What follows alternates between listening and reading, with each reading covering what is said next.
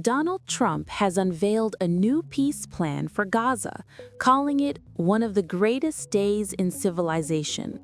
Even for a leader known for exaggeration, this set the bar unusually high. The proposal is built around 20 points, aimed at ending the war and creating a new path for Palestinians and Israelis. The humanitarian crisis in Gaza has reached catastrophic levels. Thousands remain displaced, while hostages taken by Hamas during the October 7, 2023 attacks continue to suffer. Against this backdrop, any plan that offers even a small hope of easing human misery is being taken seriously. Trump's new proposal is more detailed and seemingly more realistic than his earlier promises.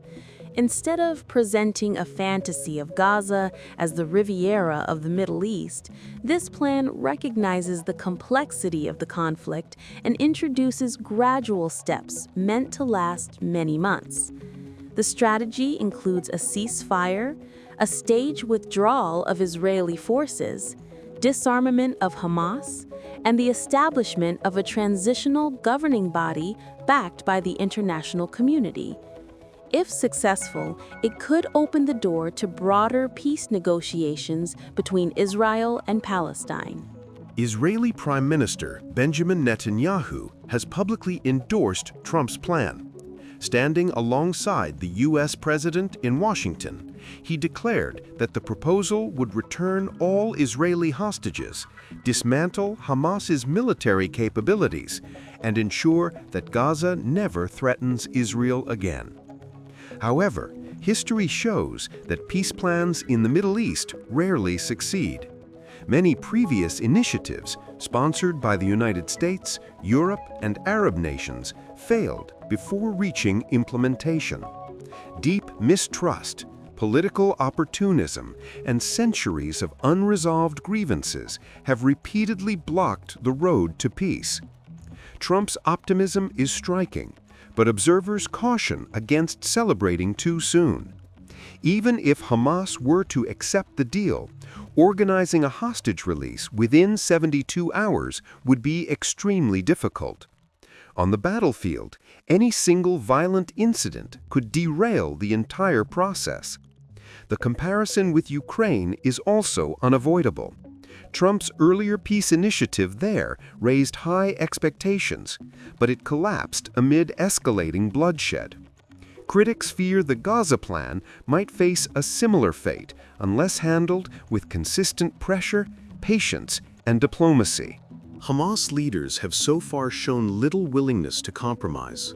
Senior officials insist they will not hand over the remaining hostages quickly, as those captives are their most powerful bargaining tool. They also distrust both Israel and the United States, arguing that any ceasefire might only be temporary before fighting resumes.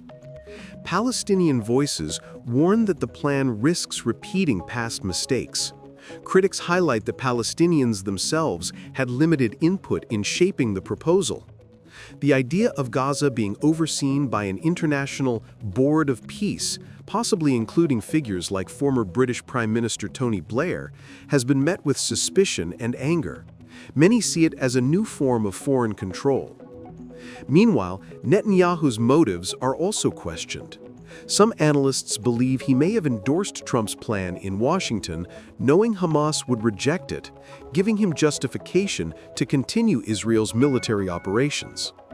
Others suggest Netanyahu is using the war as a shield against his own political and legal troubles at home.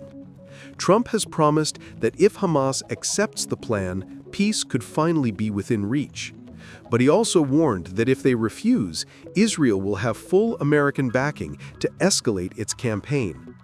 This leaves the future uncertain, as both sides weigh their next moves in a conflict that has already cost tens of thousands of lives.